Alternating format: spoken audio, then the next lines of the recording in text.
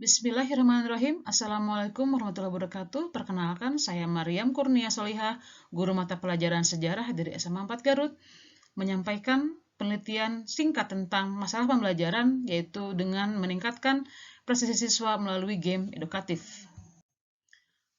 Dalam hal ini akan disampaikan latar belakang masalah, identifikasi masalah, alternatif solusi, hasil pemecahan masalah, kesimpulan, dan kajian pustaka. Identifikasi masalah, proses pembelajaran ternyata merupakan rangkaian panjang aktivitas siswa yang harus diamati, dibimbing, dan dievaluasi oleh guru sebagai fasilitator. Bahkan, hadirnya guru atau figur guru sangat berpengaruh sekali signifikan dalam tingkat pembelajaran siswa. Dari hasil penilaian akhir semester sebagai bagian penting dalam proses evaluasi secara komprehensif, ternyata kelas 12 IPS 2 ini memiliki nilai rata kelas yang paling kecil dibanding 12 kelas lainnya yang penulis bimbing. Disinilah perlu penelitian lebih lanjut apa yang menjadi penyebab masalah tersebut. Ternyata akar masalah yang dihadapi sesudah menelaah daftar nilai siswa dan catatan harian guru dalam kegiatan pembelajaran di kelas tersebut, penulis menemukan beberapa masalah. Yang pertama, tingkat literasi siswa yang rendah, kemudian jam belajar yang terjadi di jam rawan kantuk, yaitu sesudah sholat zuhur, sesudah makan siang. Dan yang ketiga adalah banyaknya siswa yang malu untuk mengungkapkan pendapat ketika KBM, karena takut salah dan seterusnya. Dari ketiga masalah tersebut, maka penulis berpikir bagaimana meningkatkan ketertarikan siswa dalam hal pembelajaran agar mau membaca, mau berinteraksi, dan mengalahkan rasa kantuk yang sangat menggoda pada siswa di jam-jam tersebut.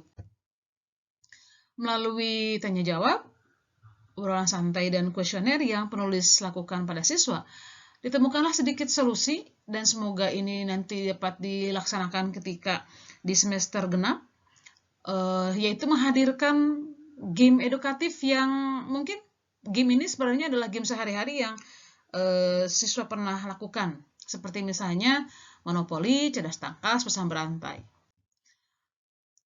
Untuk pengujian kali ini, penulis dengan siswa mencoba menggunakan permainan monopoli, di mana siswa satu kelas tersebut yang berjumlah 32 orang, penulis bagi menjadi 4 kelompok, ada 8 orang dalam sebuah kelompok.